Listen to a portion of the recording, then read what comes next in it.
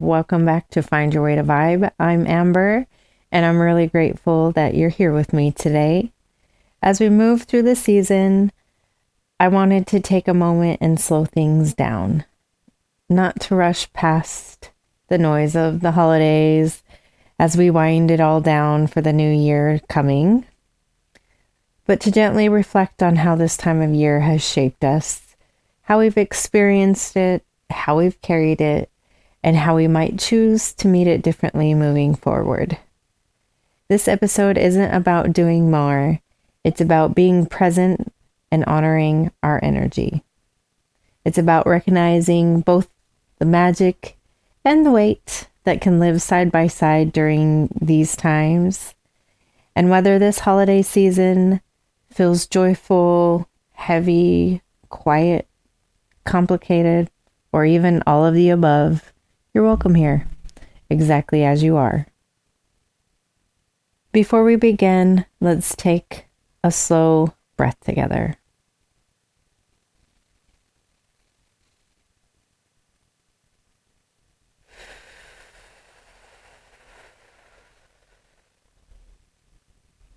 Wherever you are, allow yourself to arrive. This is your invitation to slow down, listen inward, to remember what matters, and to walk gently into this space with me. Welcome to Find Your Way to Vibe. Welcome back. Last week, I shared parts of my journey that propelled me forward into the space and onto the path of finding my way back to myself. If you missed it, you can head back to the main podcast page on findyourway2vyb.com or wherever you listen to your podcasts and start there. Today, we will keep moving forward, not by looking back too long, but by noticing what's present right now. With the holidays winding down, it feels like a perfect opportunity to gently invite in the ghosts of Christmas past, present, and future. And before we fully step into today's reflection, I want to take a moment and share how I found my way to vibe this week. Finding my way to vibe this week was pretty simple. The last several weeks have been pretty chaotic, just trying to gather everything and the planning and the execution of the podcast. It has been a lot of work, especially this time of year, in between work and the holidays, but we're here, so we'll just leave it there. So this week, I gave myself permission to slow down and take a little bit of a break, just to gather myself and all the emotions that came with it. And I felt a little bit unbalanced, just because I didn't expect so many emotions. So I leaned into that. I journaled a bit. I rested a bit. I shed a few tears. And I just gave myself the space that I needed. I think many can relate when I say that it isn't always easy to show up for ourselves when we're wrapped up and consumed with all the expectations and responsibilities that surround us. But one thing that I realize is that we do have a choice. We have a choice in how we show up for ourselves. And we have a choice to set down those excuses that we build up for ourselves.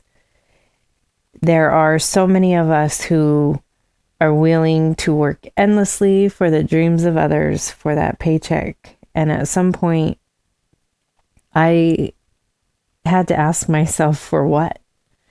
Why am I willing to pour so much of myself into a place that drained my energy and not into myself and my own dreams? Because I do pour so much of myself into work that by the time I get home and I sit down with the intention of putting that same energy into me, I don't want to. I'm tired from staring at a screen for 10 hours a day, so I don't want to come home and do more of that.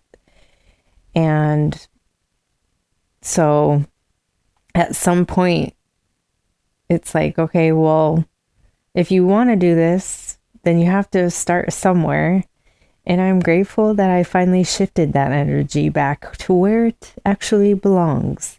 And don't get me wrong, I'm still giving 100% into work. However, I'm giving more back to myself at this point. And somehow in doing that, I'm finding ways to slow down and quiet the noise of the doubt and fear and the excuses and show up in a new and more intentional way. And I'm realizing that, yes, I can put 100% into work, but when I get home, I have to ask myself what I want to do for the rest of my life and where do I want to go. And that isn't pouring everything I have into somebody else's dream. That's pouring everything I have into my dream. So while it will take a while to build my dream, and I will still be putting energy into both places at the same time, I knew I had to start somewhere. And to slow down when I feel overwhelmed, but not stay there. And because I used to feel really guilty for slowing down because I felt like I was letting others down. But what I was actually doing is letting myself down over and over again by not honoring what I needed to do for myself. And Way2Vyb has been deeply important to me in this season and for the last several years. I really enjoyed the time I took for myself to reflect back upon it all and to really embrace what I'm doing and to honor that. And as I took the small break I did for myself and to spend time with my family during the holiday season, I've walked into a little bit more clarity and a little bit more steadiness of where I want to go. And I feel more grounded in that. I feel more just present in the moment and more aligned with my idea and my dream. It was really valuable time that I took this week. And I know that I'm not the only one navigating this kind of a pause, so I want to hear yours. How did you reconnect with yourself during the craziness of the holidays or whatever you're working on? What moment made you breathe a little bit deeper? Or what brought you a little closer back to yourself? Share it with me. I'm excited to hear how you found your Way2Vyb. And with that shared reflection still open between us, let's take a moment to anchor into the trail of gratitude. For this segment, we'll take a moment, slow down together, and wherever you are, whether you're walking, driving, sitting, or just listening, take a few breaths and let your attention focus on what you're grateful for today. You might write something down, you might just think it, you might type it into your phone notes, or you might just even feel it in your body. There's no right or wrong way to do this. Just simply notice what you're grateful for. And as you think of yours, I will share mine. And today, I'm grateful for the conversations that remind me just how beautiful this season can be, especially the ones rooted in giving and being present and the meaningful time with the people we love. The kind of conversations that don't rush you, that just feel warm and steady, and the ones that remind us that we're not walking alone. So that's where my gratitude lies today. And I'm curious, what are you grateful for today? Just notice what comes up No pressure to hold on to it. Just let it be acknowledged. And as we begin to move forward again, let's carry that sense of gratitude with us, not as something that we leave behind, but as something that quietly walks alongside us as we step off the trail of gratitude and carry that awareness into today's reflection. As we wind down from the holidays, I wanted to invite in the ghost of Christmases past, present, and future. Sort of an ode to one of my favorite Christmas movies that I watch every year, The Muppet Christmas Carol. So today, we'll talk about the holiday season through the years, how we've received it, how we've experienced it, and how we get to move forward with it in a way that feels more aligned to our now. Christmas has looked very different for me across the years. For most of my life, it was chaotic, loud, rushed, and emotionally charged in ways that I didn't always understand at the time. But something shifted in 2016 for me. And since then, I've been learning a new way of meeting the season. One that feels a little bit calmer, more intentional, and more respectful of my energy. But there's also a new appreciation for the Christmases past. This year especially, I felt that shift. This Christmas was quiet and just easy. And honestly, I loved it. I really enjoyed taking it slow. I didn't overextend myself. I didn't push past my limits. And I paid attention to my energy and I stayed within it. Even with everything that I have going on, I really tried to slow down and not overextend myself. And we just spent a few days surrounded by family, eating good food, playing games, and having more thoughtful conversations. The kind that help you learn more about each other and remind you what really matters. And I found myself thinking, this is Christmas. This is what Christmas feels like to me now. It's different from how I grew up. It's different from when my kids were young. And I really like this rhythm. The calm, the quiet, the coziness, less expectation, and just embracing it. And to understand where I am now, it helps to look back where I started.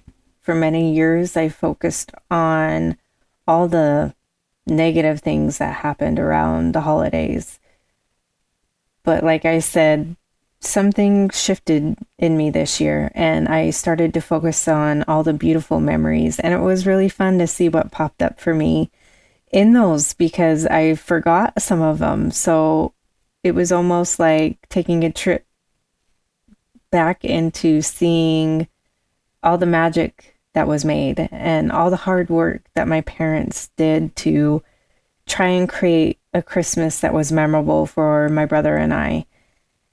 I remember when we would wake up Christmas morning and my parents wouldn't let us go out into the living room yet. They would make us wait a little bit longer.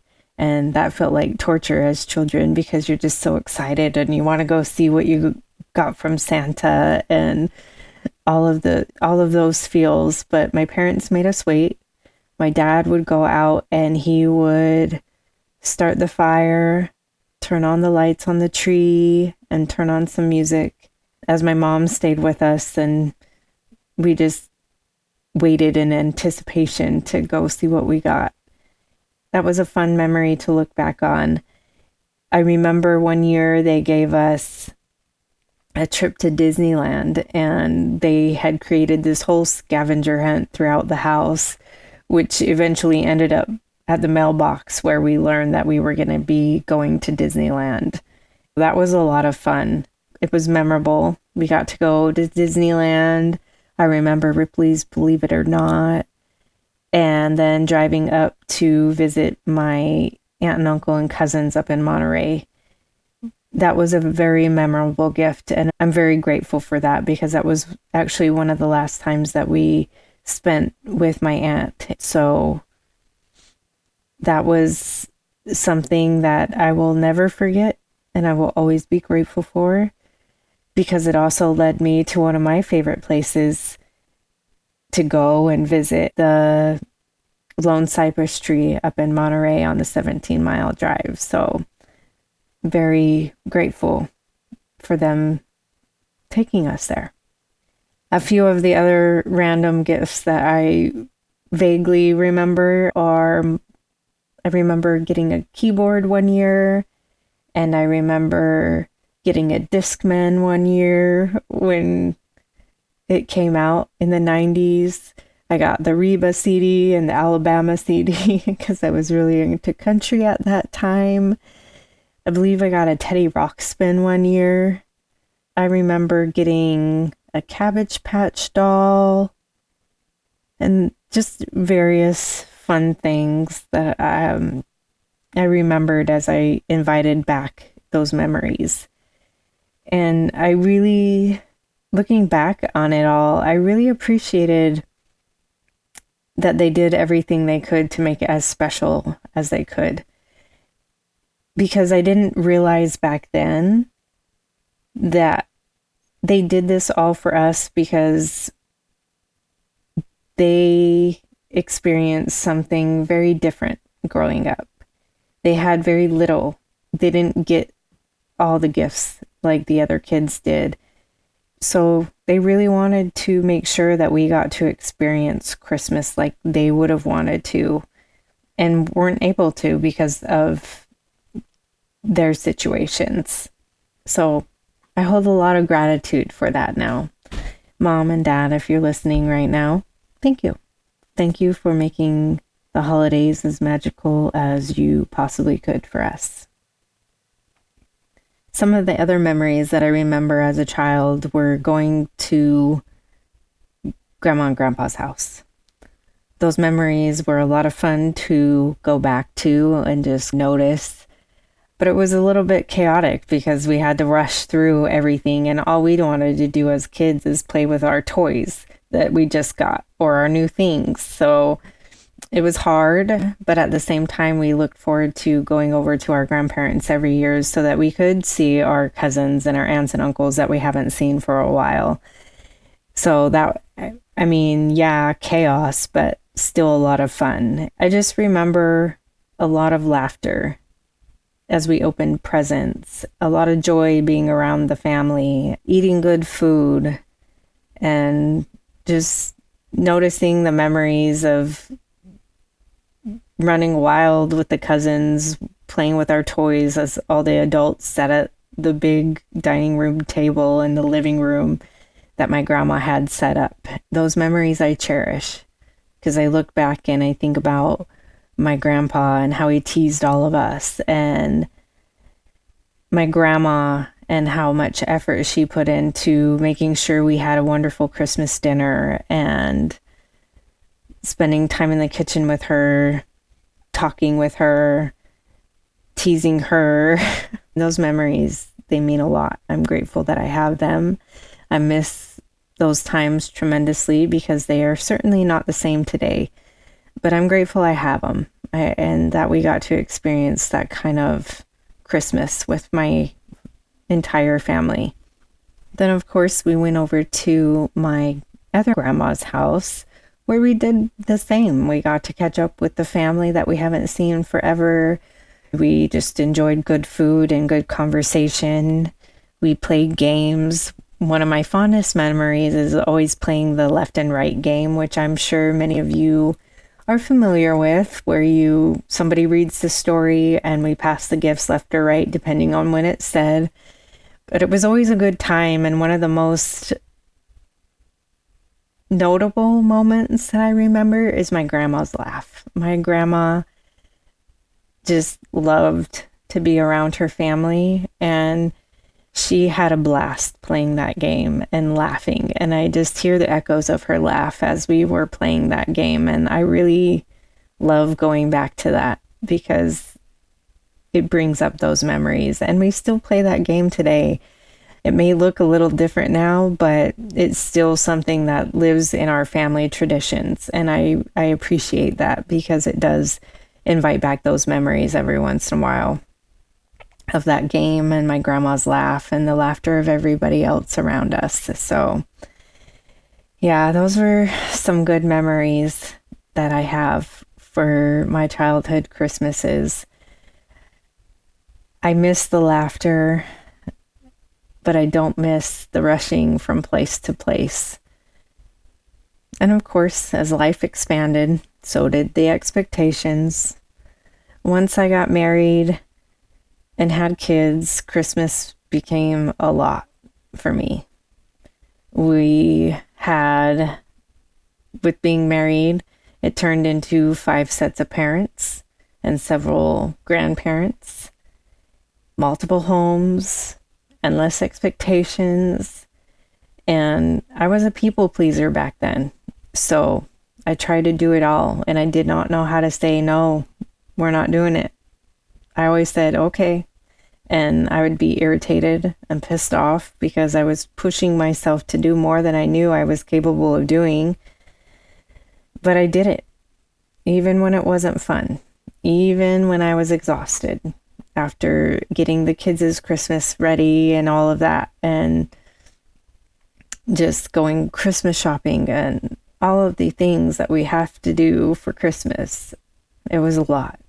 And after the divorce, it became even more complicated because then me and the kids were balancing holidays across states, long stretches of travel. I ended up couch surfing 90% of the time, from my grandma's to my parents to my friends' houses, while the kids were shuffled amongst their other side of their family.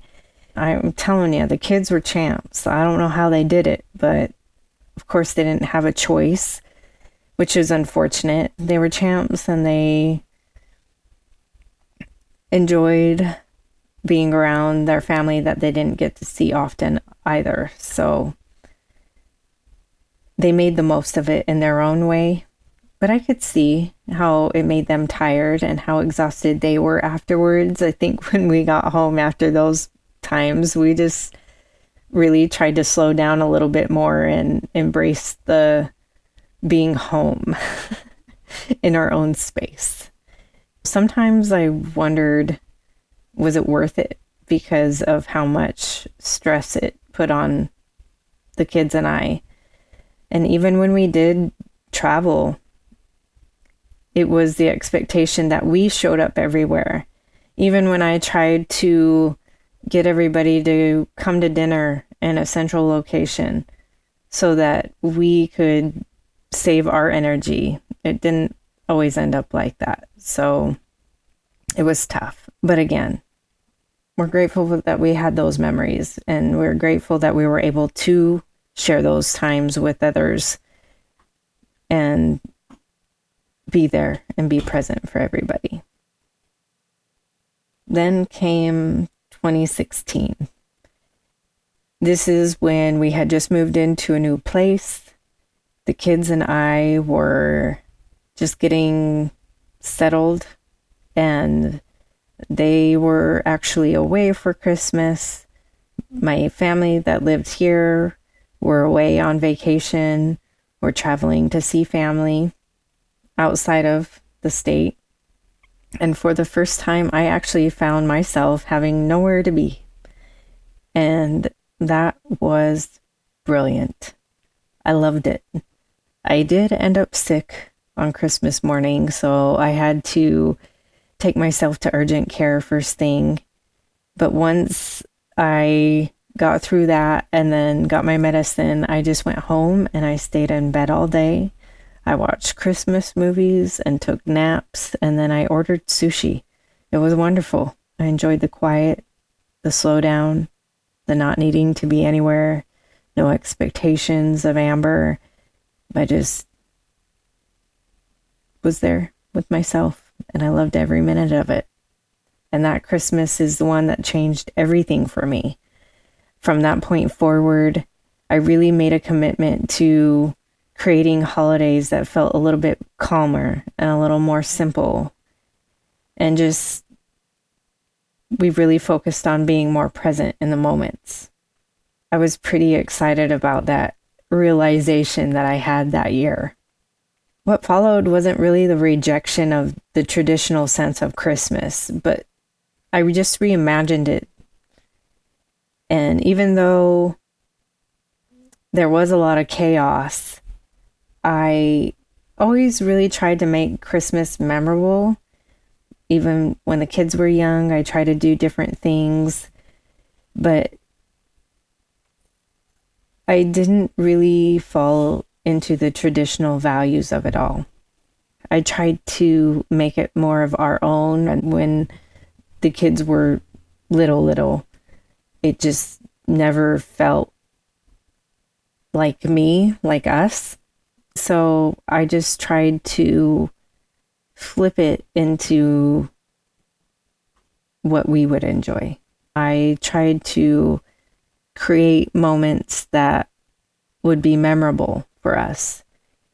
Those moments look like I named a star for the kids and then we went out to the beach and we tried to find it by the Big Dipper over the ocean. And it was beautiful. And for many years, we tried to make it to the beach, even if it wasn't on Christmas, but we would go out to the beach, spend some time there, and then we would go to Ruby's and eat dinner, and then we would go get ice cream at the shops nearby. So that's one of the things that we did that I really enjoyed. And as the kids got older, I had to get a little bit more creative with the gift giving.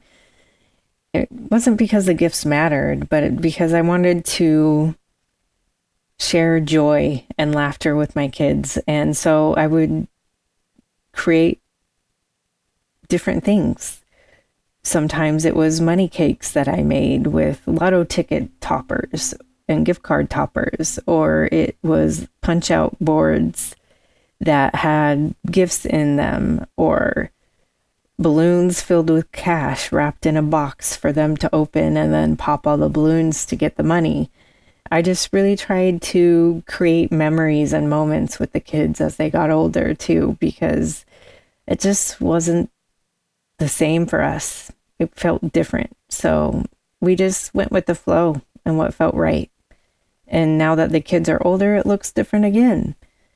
Last year, I shifted it a little bit and we ended up doing a little bit of a Christmas weekend with our significant others. Me and the kids had our partners with us and we just vegged out all weekend. We relaxed, we watched movies, we decorated Christmas cookies, and then I got stockings for everybody and just filled the stockings with fun stuff and things that I thought they would want, or something memorable, something that meant something. So that's kind of what Christmas is now. Just slow, relaxing, enjoyable, and really shifted towards more of experiences than it is the gifts and the hustle and bustle and let's be here and there and everywhere. I really enjoy that. It's more fun that way for me. One other Christmas that we did was we went up with my parents and my brother and sister-in-law, and we went up to a Christmas market in Cambria where we rented a house and we spent time walking the coast, playing games, being in the presence of each other, and going to the little town and shopping and discovering new things. And so that's what Christmas has become, is just shared experiences with the people that we love. And that feels right to me. And now that brings us to today. This Christmas was very calming, relaxing. We did stockings again, games, good food, and we spent a lot of time giving back. That's one thing that we focused on this year as a family, was just really giving back and spending time together and enjoying the moment, not being rushed and not expected to do anything or be anywhere. I'm really excited for whatever the future might hold. But one thing I did make very clear to my kids is that I will never have that expectation for them to be where I am.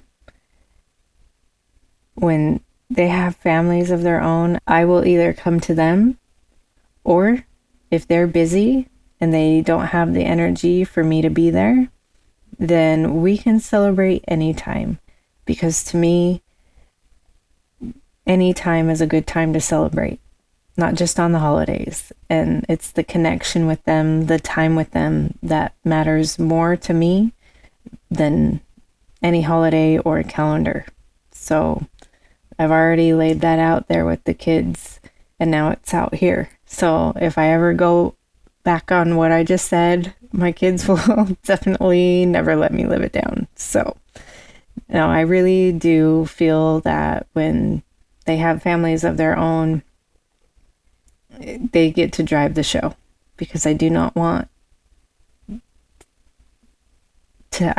them to experience what I experienced when they were young. The holiday burnout, the stress, the being frustrated because I didn't want to be somewhere and I felt like I had to be. And so,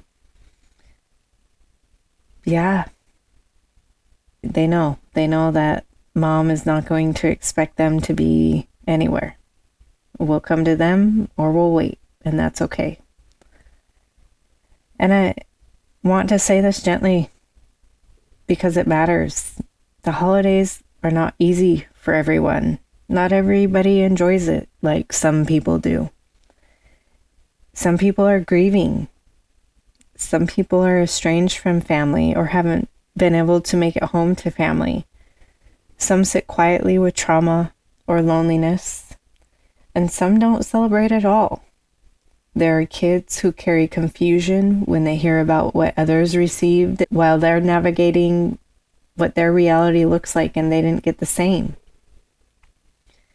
So if this season feels heavy for you, you're not doing it wrong, and you're definitely not alone.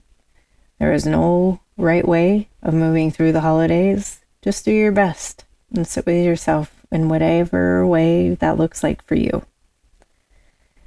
My hope for myself and for you is that we listen to ourselves. We honor our boundaries. We say no when we need to, and we choose the presence of being with our loved ones over the pressure of buying presents. The holidays do not need to be about doing more. They can be about doing what feels right for us. Before we close today, I want to honor the people who make this season feel possible for so many. And that's why this week, Brooklyn Lights the Way is dedicated to all the people who carry the quiet magic of the holidays. For the ones who spend hours in the kitchen, planning, prepping, cooking, and cleaning to make sure that they make a meal that brings everybody to the table. For the ones who create the magic, not for recognition, but because they care, because they want others to feel in the moment and in the spirit. For the ones who add sparkle, hanging the lights, decorating, making spaces feel warm and welcoming. For the parents who keep Santa alive, holding space for the wonder, even when they're running on empty themselves. For the ones who do all of this quietly, no matter what they're going through, simply because they love deeply. You don't owe the holidays perfection. Your effort matters. You matter. Magic lives in the care, the intention, and the presence of being with people you love. So today, Brooklyn lights the way for you, the ones who hold the season together and deserve rest just as much as gratitude. Your presence is magic. And this is not just for the moms. I hear a lot of people saying, it's the moms, it's the moms. Yes, I agree. A lot of moms do put in a lot of effort. A lot of grandmas put in a lot of effort. But so do a lot of dads and grandpas and men. They show up for us too during the holiday season, and I feel like they deserve a little extra sparkle because I think they get pushed to the wayside because it's always about the moms. It's not always about the moms. It's about the moms and dads who show up and create the magic for everyone. So remember to thank those wonderful people who add that extra sparkle to your holiday season. And as we let the gratitude settle, as we come to a close today, I hope this episode offered you a little permission. Permission to slow down, to soften, and to honor what this season truly feels like for you. The holidays don't have to look a certain way to be meaningful. They don't have to be loud to be full. They don't have to be traditional in the traditional sense. They can look whatever way you want them to be. And they don't have to be perfect to be enough. Whether you're carrying joy, grief, exhaustion, gratitude, or something in between, your experience matters. Thank you for walking with me today through the Christmases of past, present, and future. And thank you for listening and showing up for yourself and in your own way. And before I sign out today, I just wanted to quickly mention that there may or may not be an episode next week, as I will be heading out this week on my annual New Year's tradition. And I'm taking it on the road this time, so I'm not quite sure that I'm going to have the time or space to complete the episode.